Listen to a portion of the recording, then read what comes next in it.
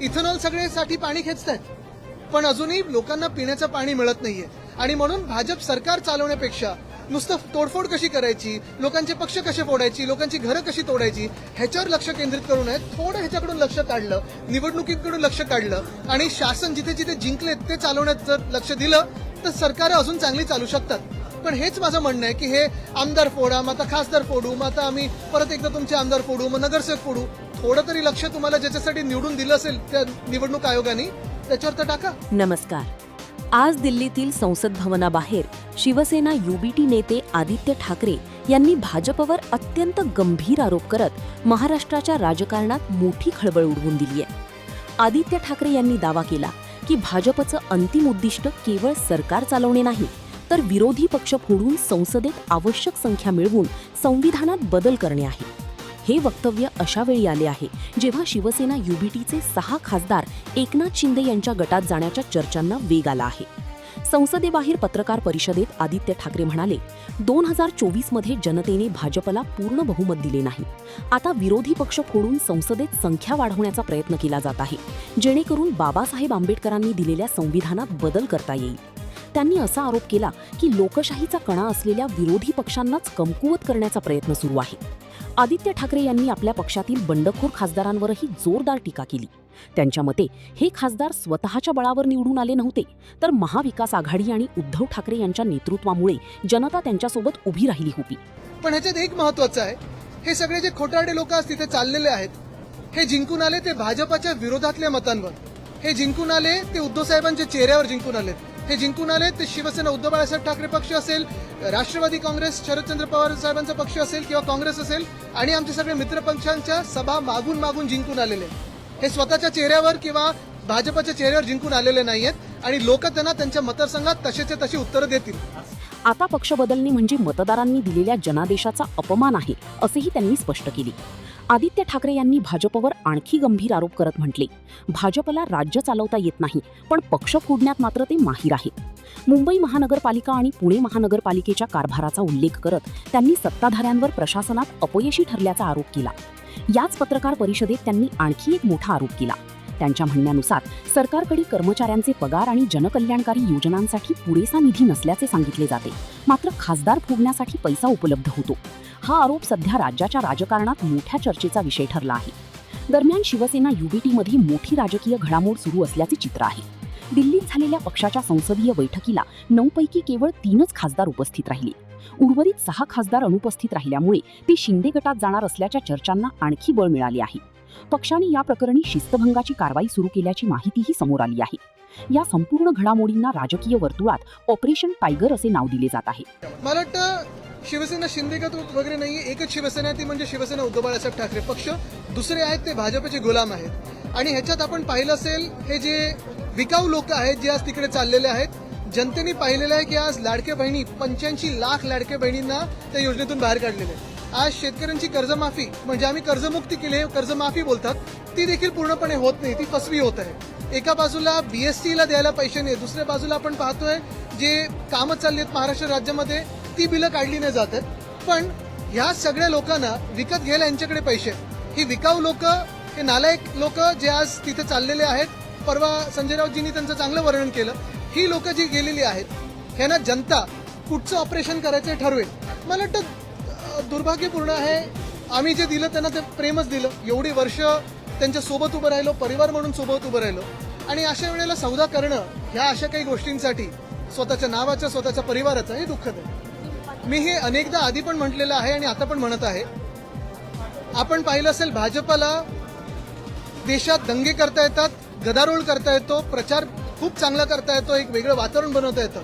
लोकांची जी मनं आहेत ती तशी एका वेगळ्या प्रकारे मतभेद किंवा ते एक सगळं करून लोकांना एकदम त्या कसं त्याच्यात खेचायचं हे येतं. पण महत्वाची गोष्ट एवढंच आहे की भाजपला शासन करता येत नाही, सरकार चालवता येत नाही. आता आपण पाहिलं असेल मुंबईला इतिहासात पहिल्यांदा पाण्याचा कट, तर आपण ठीक आहे वर्षानुवर्ष थोडं ते पाणी ऍडजस्ट करायला लावतो, पण पाण्याचा कट 10% सांगूनही मला वाटतं जास्ती लागलेलं आहे. जे पाणी येत आहे ते गढूळ पाणी येत आहे आणि असं सगळं मुंबई कधी अशी चालत नव्हती आधी. आता नुसतं पाण्याचे कट नाही तर विजेचे कट देखील लागायला लागलेले आहेत. बीएससीचा पॉवर ट्रिपिंग व्हायला लागलेला आहे आणि एवढं नुसतं मुंबईत नाही तर पुण्यात आलटून पालटून पाणी यायला लागलेलं आहे.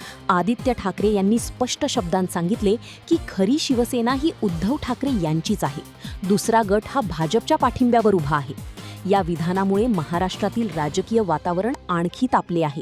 राजकीय निरीक्षकांच्या मते जर शिवसेना युबीटीमधील खासदारांचे पक्षांतर प्रत्यक्षात झाले तर महाराष्ट्रातील राजकारणात आणखी मोठे बदल पाहायला मिळू शकतात.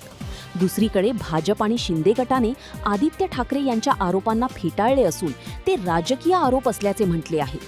म्हणजे दुसरी बाजू ही पण दिसत आहे की हे सरकार कसं मतभेद करतं हे एक फार महत्वाचं आहे. आज आम्हाला इथे सगळे जे आम्ही आमदार उभे आहोत आम्हाला कोणालाही निधी मिळत नाहीये. जेव्हा कुठचंही आत्ता एवढ्या 80 वर्षाचा जो इतिहास आहे आपल्या देशाचा, जी कुठची सत्ताधारी पक्ष असतील विरोधी पक्षाला देखील थोडाफार पण तो निधी तरी द्यायचे, कारण आम्ही जे येतो ते जनतेतून निवडून येतो. जर तुम्ही आम्हाला निधी नाही दिलात तर अन्याय हा फक्त आमच्या मतदारांवर नाही तर तुमच्या पण मतदारांवर तेवढाच होतो, कारण सगळे ह्या देशाचे नागरिक आहेत. हे जरी असलं तरी आम्हाला जे निवडून दिलेलं आहे ते शिवसेना उद्धव बाळासाहेब ठाकरे पक्ष म्हणून निवडून दिलेलं आहे, भाजप विरोधी म्हणून दिलेलं आहे आणि राष्ट्राच्या हितात महाराष्ट्राच्या हितासाठी आम्हाला निवडून दिलेलं आहे. हे जे कोणी पळतात ना तिथे निधी द्या ते काही मतदारसंघाच्या निधीसाठी नाही, स्वतःच्या खिशांसाठी पळून गेलेले. हा सौदा केलेला त्यांनी. आता तुम्ही हेच तर सांगितलं ना मी, आर्थिक कोंडी म्हणजे पैसे कोणाचे, जनतेचे आहेत ना. तुम्ही स्वतःच्या सत्तेसाठी वापरता, लोकांची पक्षांची तोडफोड करण्यासाठी वापरता. हे पैसे जे आहेत ते जनतेचे जनहिताचे तसे वापरले गेले पाहिजेत. पण एका बाजूला तुम्ही पाहिलं असेल मिसिंग लिंकवर पुण्याच्यात तर मी गेलो होतो परवा, मला तुम्ही 10 मीटर दाखवा जे सपाट असेल, तिथे पण भ्रष्टाचार दिसतोय. वरती खालती रस्ता आहे. एक रस्त्याने चांगला बनवलेला दाखवा मला. नॅशनल हायवे दाखवा किंवा स्टेट हायवे दाखवा किंवा MSRDCचं दाखवा. हेच तर मी सांगतोय. म्हणजे हे सगळं सोडून भाजप आणि त्यांचे जे मित्र पक्ष आहेत आणि त्यांचे जे गुलाम पक्ष आहेत ते नुसतं खासदार कसे फोडायचे, आमदार कसे फोडायचे, सत्ता अजून कशी प्राप्त करायची. आणि ह्यांना परत एकदा सांगतोय, आमचे आमदार खासदार का फोडतायत? कारण यांना महामानव डॉक्टर बाबासाहेब आंबेडकरांनी लिहिलेलं संविधान बदलायचं आहे. ह्या देशाच्या जनतेने 2024 मध्ये ह्यांना रोखलं, 2040 वर रोखलं आणि म्हणून हे सगळे खासदार निवडून दिले होते. आता हेच खासदार फोडून त्यांना परत महामानव डॉक्टर बाबासाहेब आंबेडकरांचं संविधान हे बदलायचं आहे. हम सारे जो यहाँ विधायक है हमें भी जो स्पेशल फंड है वो कभी नहीं मिलता, वैसे ही ना सांसदों को मिलता है. लेकिन ये लड़ाई फंड के बारे में नहीं है. लोग भी समझते हैं कि ये भाजपा का जो शासन है वो शासन पे नहीं ध्यान देता है. आज देखो किसानों का कर्जा माफ नहीं हुआ है ठीक तरीके से. महिलाओं को लाडली बहना योजना से 80 लाख महिलाओं को निकाला है. बहुत सारी प्रश्न है. आज महंगाई बढ़ती जा रही है. गैस डीजल पेट्रोल के तो सवाल है ही, लेकिन ये सारी बातें छोड़ के नीट का भी सवाल तो है ही. ये सारी बातें एक तरफ, और भाजप का जो एक सत्ता पिपासु वृत्ति है उनकी, वो तो दिख रही है. उनको 2/3 मेजोरिटी चाहिए ताकि वह संविधान बदले. और आज ये जो फंड के बारे में बात कर रहे हैं ये तो स्पष्ट कर रहे हैं कि भाजप का शासन फेअर नाही आहे, अनफेअर आहे. मला वाटतं सगळ्या घाणेरड्या राजकारणाला बाजूला ठेवून मी सतत सांगत आहे की लोक बघतात की तुम्हाला ते निवडून दिलं ना, तुम्ही काम काय करताय. हे पक्ष फोडायचे, विकत घ्यायचे, अमुक करू तमुक करू, हे सगळं सोडून जरा काम काय चाललंय, लोकांचे हाल काय आहेत ना रस्त्यावर ते जरा बघा. नमस्कार. आज दिल्लीतील संसद भवनाबाहेर शिवसेना युबीटी नेते आदित्य ठाकरे यांनी भाजपवर अत्यंत गंभीर आरोप करत महाराष्ट्राच्या राजकारणात मोठी खळबळ उडवून दिली आहे. आदित्य ठाकरे यांनी दावा केला की भाजपचं अंतिम उद्दिष्ट केवळ सरकार चालवणे नाही, तर विरोधी पक्ष फोडून संसदेत आवश्यक संख्या मिळवून संविधानात बदल करणे आहे. हे वक्तव्य अशा वेळी आले आहे जेव्हा शिवसेना युबीटीचे 6 खासदार एकनाथ शिंदे यांच्या गटात जाण्याच्या चर्चांना वेग आला आहे. संसदेबाहेर पत्रकार परिषदेत आदित्य ठाकरे म्हणाले, 2024 मध्ये जनतेने भाजपला पूर्ण बहुमत दिले नाही. आता विरोधी पक्ष फोडून संसदेत संख्या वाढवण्याचा प्रयत्न केला जात आहे, जेणेकरून बाबासाहेब आंबेडकरांनी दिलेल्या संविधानात बदल करता येईल. त्यांनी असा आरोप केला की लोकशाहीचा कणा असलेल्या विरोधी पक्षांनाच कमकुवत करण्याचा प्रयत्न सुरू आहे. आदित्य ठाकरे यांनी आपल्या पक्षातील बंडखोर खासदारांवरही जोरदार टीका केली. त्यांच्या मते हे खासदार स्वतःच्या बळावर निवडून आले नव्हते, तर महाविकास आघाडी आणि उद्धव ठाकरे यांच्या नेतृत्वामुळे जनता त्यांच्यासोबत उभी राहिली होती. पण ह्याच्यात एक महत्वाचं आहे, हे सगळे जे खोटारडे लोक आज तिथे चाललेले आहेत, हे जिंकून आले ते भाजपाच्या विरोधातल्या मतांवर. हे जिंकून आले ते उद्धव साहेबांच्या चेहऱ्यावर जिंकून आले. हे जिंकून आले ते शिवसेना उद्धव बाळासाहेब ठाकरे पक्ष असेल, राष्ट्रवादी काँग्रेस शरदचंद्र पवार साहेबांचा पक्ष असेल किंवा काँग्रेस असेल, आणि आमचे सगळे मित्र पक्षांच्या सभा मागून जिंकून आलेले. हे स्वतःच्या चेहऱ्यावर किंवा भाजपच्या चेहऱ्यावर जिंकून आलेले नाहीयेत आणि लोक त्यांना त्यांच्या मतदारसंघात तसेचे तशी उत्तरं देतील. आता पक्ष बदलणे म्हणजे मतदारांनी दिलेल्या जनादेशाचा अपमान आहे, असेही त्यांनी स्पष्ट केले.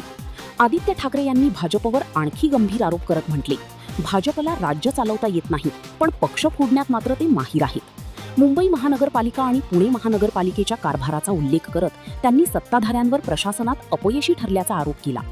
याच पत्रकार परिषदेत त्यांनी आणखी एक मोठा आरोप केला. त्यांच्या म्हणण्यानुसार सरकारकडे कर्मचाऱ्यांचे पगार आणि जनकल्याणकारी योजनांसाठी पुरेसा निधी नसल्याचे सांगितले जाते, मात्र खासदार फोडण्यासाठी पैसा उपलब्ध होतो. हा आरोप सध्या राज्याच्या राजकारणात मोठ्या चर्चेचा विषय ठरला आहे. दरम्यान शिवसेना युबीटीमध्ये मोठी राजकीय घडामोड सुरू असल्याचे चित्र आहे.